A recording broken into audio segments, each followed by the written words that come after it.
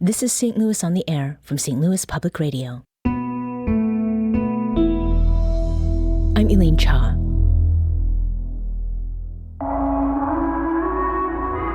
"15 years ago, revelations of abuse at one of the largest Christian camps in the country rocked the Branson-based Kanakuk. The camp started in 1926 and draws thousands of kids every year from all over the nation, including the St. Louis region. In 2009, campers and their families learned something terrible about one camp counselor named Pete Newman. His arrest that year followed evidence that he'd preyed upon and sexually abused more than a dozen campers. Newman confessed to the abuse. He was sentenced to 2 life terms plus 30 years in Missouri State Prison. But that wasn't the end of the story. In 2021, journalist Nancy French began publishing an investigation into what happened at Kanakuk. What she found was another damning revelation: evidence that Kanakuk had known about Newman's conduct before his arrest and protected not just him, but other abusers too. Our show covered this case in the summer of 2022. There have been developments since then. Armed with French's findings, a community of activists and survivors are working to ensure that what happened at Kanakuk leads to change. That includes civil lawsuits and support for a bill that would expand the statute of limitations for cases of adults who were abused as children. To discuss the ongoing legacy and reckoning around Kanakuk and Missouri law, I'm joined by the journalist and author whose reporting broke this story open. Nancy French, welcome to St. Louis on the Air. Thank you for having me. Also with us is attorney Bobby Thrasher. He represents a former camper who was abused by Pete Newman and is now suing the camp. Bobby, thank you for joining us as well. Happy to be here. So, Nancy, I'd like to start with you. We'll talk about the recent updates in just a bit, but I wanted to be sure that we talked about what you found at Kanakuk and the abuse that occurred there. Now, as we noted in the introduction, Pete Newman is the counselor who confessed to years of abuse in 2009, and Kanakuk claimed that they had no idea that he was, quote, a master of deception, unquote. And your investigations found something different. Nancy, remind us of what you found. Well, everyone knew that there was this one camp counselor that was arrested, but he was more than a counselor. He was a director. They kept promoting him in spite of knowing about some pretty egregious behavior. My investigation uncovered the fact that parents would complain about this guy, that campers, we even had one eyewitness camper who saw him abusing a kid. He would do nude four-wheeling, nude swimming, nude running, nude Bible studies, nude hot tub stuff. So they were aware of the fact that he had abusive tendencies. They were aware that he had these abusive actions. But what I uncovered was an estimated hundreds of victims of boys and multiple other predators that were allowed to flourish at Kanakuk under the guise of the current CEO, Joe White. So there's been, in spite of all of this evidence and investigations, no one has resigned or had any sort of disciplinary action on the staff. And the same people that ran it during this very treacherous time are still running it today, and the camp is full. Mm-hmm. So tell us then about the camp itself, Nancy. I mean, who attends it, and what is the experience there like? You know, I think people have really pleasant experiences there, which is what makes it sort of complicated to talk about, because so many people have gone there and had great spiritual experiences and met friends that they keep for a lifetime. But others go and are devastated beyond any sort of imagination. They are traumatized. I've been told definitely of people who've been abused at this camp and committed suicide, including one Dallas gentleman, as well as other people. Maybe 16 other people have told me about suspected suicides associated with this. One predator has killed himself after he was caught. So we're talking about a situation where you could go and have a really great experience, or you could go and your life could change irreparably forever. What I'm asking people to do is sort of look at it in its totality and say, okay, how much good fun and spiritual edification is worth all of this rape and abuse and deception and lies. Mm-hmm. And the camp itself, I mean, it has made quite a bit of money, hasn't it? It's a huge global organization. It's the largest Christian sports camp, I believe, in the world. 25,000 kids go to Branson every summer to learn about God and athletics. And so there's a lot of Christian celebrities associated with this camp. There's a lot of wealth associated with the camp. It's sort of like the elite evangelical camp. And there's a lot of money there. So the people who love Kanakuk are well heeled, and they're very passionate about it. Regrettably, I mean, I think having good sports camps, good Christian camps is wonderful. This one has a pedophile problem that needs to be seriously discussed and evaluated before we go forward, I think. Mm-hmm. Now, Bobby, your client is in his late 20s now, and he was abused as a child by Pete Newman. He sued the camp, your client did, in late 2022, alleging fraud. Why is that? I mean, what is the fraud in this case?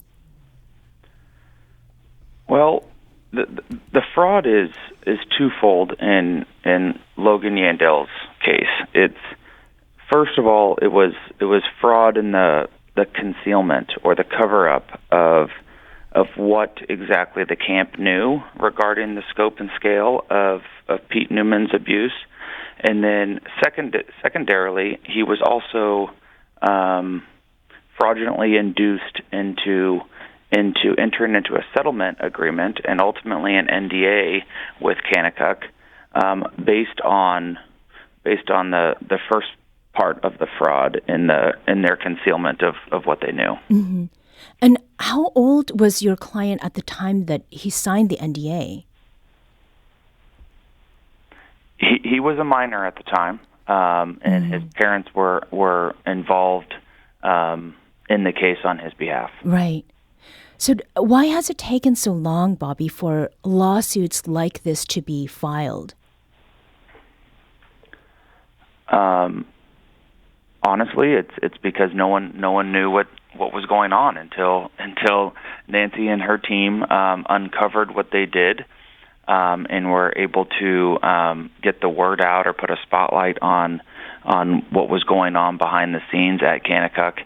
In 2021, Logan's lawsuit is largely it relies on the reporting of Nancy and her team and what they were able to reveal in 2021. And really, the Logan's lawsuit is based on that uncovering of facts and concealing like I said, the scope and scale of Newman's abuse, that we were able to even bring a fraud lawsuit in the first place. Mm-hmm. So to this point about cover-up, I mean, what is it that you would say to Kanakuk's defense that it was deceived? And what does your client, Logan Yandel, say to that? Well, we now know that they were minimizing the actions that Pete Newman was engaging in, and they were active in that concealment and in that cover up. So, I mean, we don't believe Kanakuk has much of a defense at all, and we have recently found out throughout Logan's case that their insurance company was involved in concealing the facts as well. Mm-hmm. Now, Nancy, one of the things that you found is that there were other abusers at Kanakuk and that the camp acted in ways to keep that information from getting out. Here's what one victim, Jody Jones, told us in 2022 about what happened when she was abused at Kanakuk by a counselor named Chuck Price. He was let go from camp. So the way that camp handled it was that they let him go. They told everyone at camp he had a family emergency. They let him pack his bags and he walked out the door. But there was no investigation. There was no police report. There was nothing that was ever going to mark his character as, stay away. And I just knew that he was there. But I never had the guts, I guess, to go and dig into who he was or where he was and how I should stop him until Nancy came along and until the story broke. Nancy, what Jody described there, was this something of a pattern at Kanakuk? Yes, they would frequently catch predators or find out that someone was abusing kids. Sometimes, best case scenario, they would fire them, but they would not alert authorities. And so in the case of Chuck Price in 1990, he confessed to abusing Jody, and they let him go, but he immediately they allowed him to volunteer at a children's ministry, St. Louis Urban K-Life. And that was in 1990 that he was let go. He's worked at 4 different schools in St. Louis. And I talked to a Kanakuk staffer who heard him confess. And that staffer said to me, well, we just wanted to make sure that he wouldn't be around kids. And I said, well, would you be surprised that he's worked at 4 St. Louis schools and he's still volunteering at a Kanakuk related ministry? And he was surprised. But what was most surprising is that when I called that Kanakuk related ministry, they weren't interested at all to know that this person had confessed to abusing at least 2 people. I had to call maybe for months. I probably called 50, 60 times until finally someone actually picked up. And so he was he's been working with the children's ministry since 1990 until I published my articles, even though he's a confessed pedophile. And so I actually called him and had a conversation with him and gave him the opportunity to correct the record. But I think my facts are right, or my facts are right. They're established and to the point of being able to publish it. But this is the pattern. Kanakuk did not take their responsibility for mandatory reporting very seriously. And this happened over and over and over. And I've talked to the people, like I reached out to the convicted pedophiles and have pen pal relationships with them in prison. And I've gotten the full story. And the convicted felons have been more honest with me than the Christian leaders who run the camp. We need to take a quick break, but we'll be back shortly to continue this conversation. This is St. Louis on the Air on St. Louis Public Radio.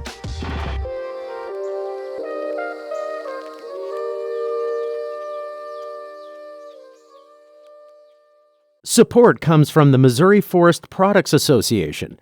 Missouri produces wood pallets, railroad ties, white oak barrels, hardwood floors, and more. Details on the variety of products made in the state are at choosewood.com.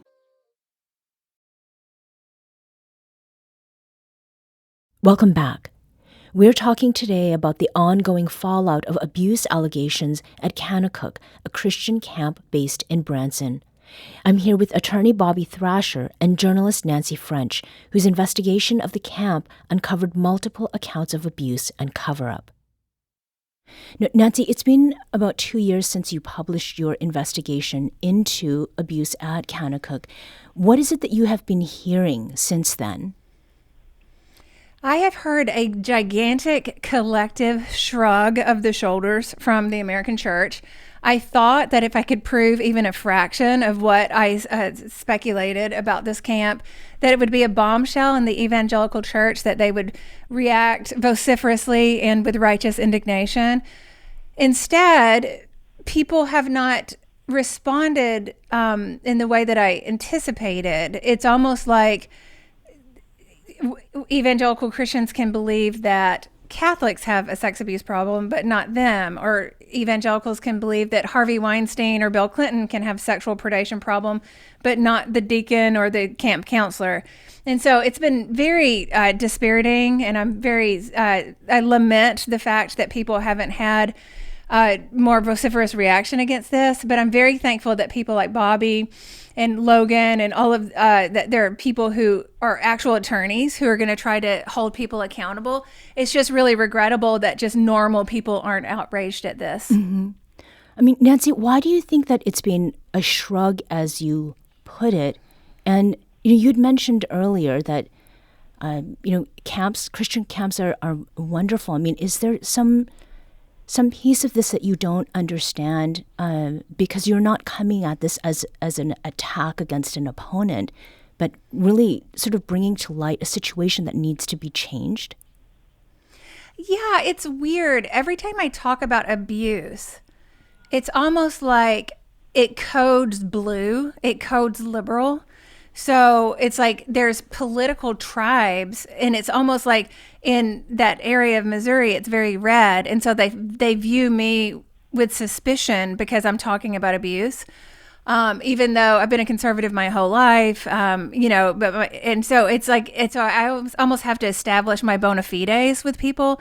So I talk to them and I'm like, look, we can all agree that this abuse is bad, right? So it doesn't matter which tribe is actually perpetrating propagating the abuse. But it's weird. It's like people cannot see outside their tribe. So if someone inside their tribe is doing something wrong, they have to assume that it's not true and cast aspersions on the person that's reporting it. But I've been a Christian my whole life. I'm not trying to discredit the church. I'm trying to protect the church and the children of the church by appealing to parents and just asking them to use common sense and reading comprehension to see that this is a terrible situation. Right.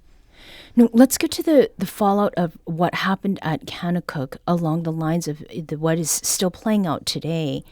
And, the reason that we wanted to return to this story is that there are now efforts by the victims and by their supporters to change Missouri law. A bill, HB 1617, introduced this year in the Missouri legislature, it would do just that. And if passed, it would expand the statute of limitations for the sorts of crimes that were done to the campers as children. Bobby, can you talk with us about that statute of limitations issue? What is it that Missouri law currently says about that? And what are the implications for people like your client? Yeah, so the way Missouri law stands currently is if you are abused as a minor in the state of Missouri under the age of 18, you would have your 5-year statute of limitations for personal injury would not begin running until you reached the age of 21. So in theory, if you were abused at a camp such as Kanakuk, you would have until your 26th birthday to bring a lawsuit for the abuse that was perpetrated upon you, and that is really for the organization itself. Mm-hmm. If you were to sue the perpetrator, if you would bring claims against the perpetrator personally, that statute of limitations would extend for 10 years beyond your 21st birthday, so until you were 31. Mm-hmm. What House Bill 1617 is trying to achieve, it is trying to extend that statute of limitations beyond its current state of 26 or 31. It would bring both claims against institutions that are employing a perpetrator or covering up the abuse, or claims against the perpetrator themselves. You would have to bring them before you turned 41. Mm-hmm. So it would extend the statute of limitations by 15 years against an institution, 10 years against the perpetrator, and it would give individuals who are grappling with the abuse they've suffered, the traumatization that they experience, it would give them more time to work through their own pain and suffering before re-traumatizing themselves and trying to bring a lawsuit against an organization or reface the perpetrator themselves. Mm-hmm. And who is it that this bill would help? And I guess more to the point, whom would it not? Yeah, so it's a great question because it aims to extend the current statute of limitations. It does not look back or help anybody, I guess, who is older than 41. A number of states are instilling what they call look-back windows, mm-hmm. which eliminate the statute of limitations for sexual abuse survivors. This House bill does not go that far. It is an important step. It is a first step, though. It would not have any retroactivity look back, meaning if you were time barred for your claims under the current statute of limitations, or like I said, if you are older than 41, this House bill does not really provide you an avenue to bring a lawsuit. But there is language in bills that are being considered at the Senate and House level in Jefferson City, and that is a continued fight. However, in Missouri, under the state constitution, in order to have a law provide that look-back window or have a retroactive effect, we would have to amend the state constitution. So there's more steps involved. It just becomes a bigger fight in order to get a law like that, as many other states have passed, a law like that in place. But the current House bill, 1617, it would extend the statute of limitations. And currently, if you were in your 30s and you are time barred in bringing a claim against Kanakuk at this time, this would provide you a new avenue to pursue claims, and those could be claims for sexual abuse, for a negligent hiring or retention claim against a camp like Kanakuk. We were unable to bring those types of sexual abuse claims against Pete Newman or against Kanakuk in Logan's case because he was outside of that statute of limitations window. Missouri provides 15 years to bring a fraud case, and that is why we were able to file Logan's case based on his individual facts and circumstances. Right. So this bill, HB 1617, I mean, it got a lot of public input at a committee hearing last month, and it included testimony from Elizabeth Phillips. Phillips' brother, Trey, attended Kanakuk, and he was abused by Pete Newman. Trey reached a confidential settlement with Kanakuk, but tragically, he later took his own life at age 29. Elizabeth and her family decided to be open about what happened to Trey. My family, in a moment of clarity as we were writing his obituary, all agreed that we should name his abuse. So it was in my brother Trey Carlott's obituary that he was a Kanakuk camp abuse survivor who valiantly fought to overcome his trauma. And because we were public about his abuse in that obituary, other families began reaching out and sharing their stories, and it became this mini Me Too movement around Kanakuk victims connecting for the first time. So that was Elizabeth Phillips. She spoke with producer Danny Wysentowski earlier this week. Nancy, what do you think it would take for people to pay attention to this issue? You talked about the perceived political nature of this issue, but people, conservatives and liberals, would say that they're against abuse. And as you highlighted, there's a proverbial shrug. So what will it take? I am not sure. And when I started out on this adventure of trying to accomplish discovering the evidence and documenting everything, I did not think I would be as successful as I was, but I was able to prove almost everything I wanted to prove. But the reaction has been so lackluster. I've decided that I literally can only tell the story. I'm not an activist. I'm just a journalist. I've probably done like 6 or 8 articles on this. I talk about it consistently, but I'm not sure what would take, what would get people catalyzed for some sort of reaction if hundreds of abused boys and girls is not enough. So I just keep telling the story over and over to anyone who will listen. And I think maybe there would be some legal teeth with this. And I think the activists and the survivor community, they're so brave and they're really doing just amazing work. And I'm just sitting back in awe of them as I watch the cultural shift that they're trying to achieve. I don't know if they'll achieve it, but I know that fighting for that shift is super important. Nancy French is a journalist and best-selling author. She investigated the abuse at Kanakuk camps, writing multiple reports on the case. And Bobby Thrasher is an attorney representing former camper Logan Yandel in a fraud lawsuit against Kanakuk, where Yandel was sexually abused by Pete Newman. Thank you both for joining us today.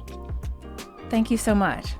Yeah, no, it's a fight, but it's a worthy one, and we're appreciative of all the work of people like Nancy and that you guys do just to bring bring awareness to it.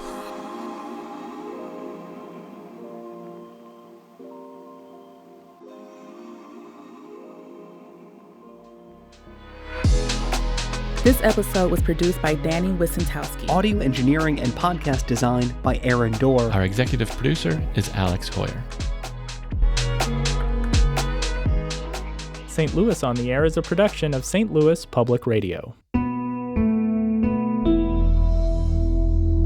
Understanding starts here. St. Louis on the Air proudly supports local artists by using music from Life Creative Group. Do you find yourself regularly listening to episodes of St. Louis on the Air?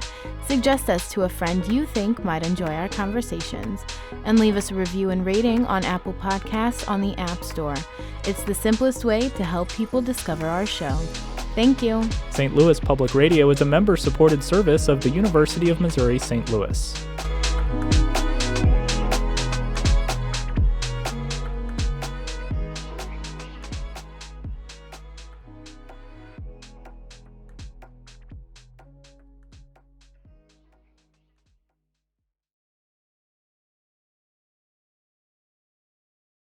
Support comes from the Missouri Forest Products Association. Missouri produces wood pallets, railroad ties, white oak barrels, hardwood floors, and more. Details on the variety of products made in the state are at choosewood.com.